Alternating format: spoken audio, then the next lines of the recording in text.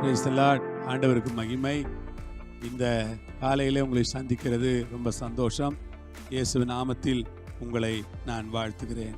அப்போஸ்தலர் 13ஆம் அதிகாரம் 33வது வசனம். இயேசுவை எழுப்பினதினாலே தேவன் நம்முடைய பிதாக்களுக்கு அருளி செய்த வாக்குத்தத்தத்தை அவர்களுடைய பிள்ளைகளாகி நமக்கு நிறைவேற்றினார் என்று நாங்களும் உங்களுக்கு சுவிசேஷமாய் அறிவிக்கிறோம்.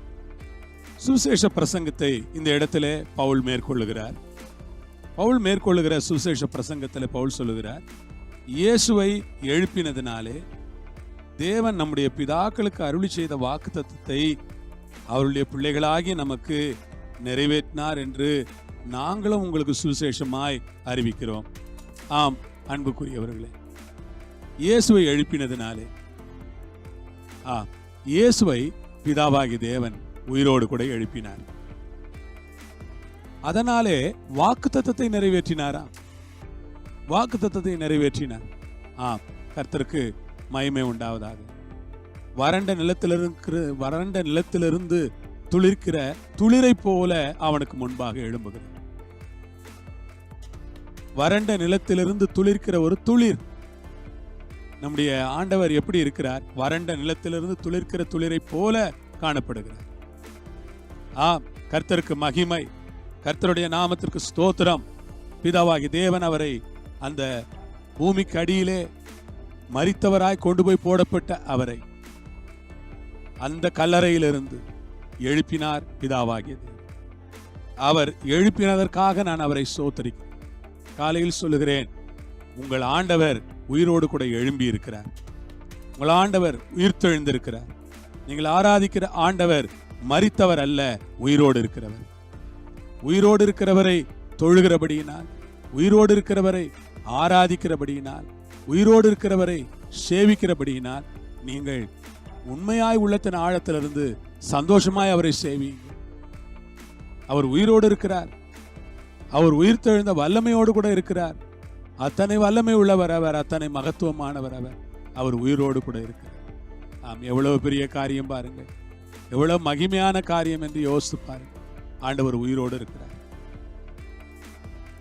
அந்த வாக்குத்தத்தங்களை எல்லாம் நமக்கு நிறைவேற்றினார்.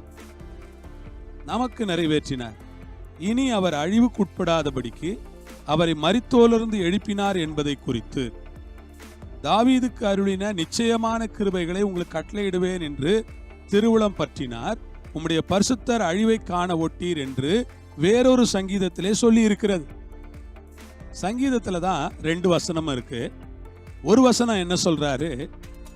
இனி அவர் அழிவுக்கு உட்படாதபடிக்கு அவரை மரித்தோரிலிருந்து எழுப்பினார் என்பதை குறித்து தாவீதுக்கு அருளின நிச்சயமான கிருபைகளை உங்களுக்கு கட்டளையிடுவேன் என்று திருவுளம் பற்றினார். அந்த இடத்துல ஆண்டவர் என்ன திருவுளம் பற்றுறாரு? தாவீதுக்கு அருளின நிச்சயமான கிருபைகளை உங்களுக்கு நான் கொடுப்பேன்.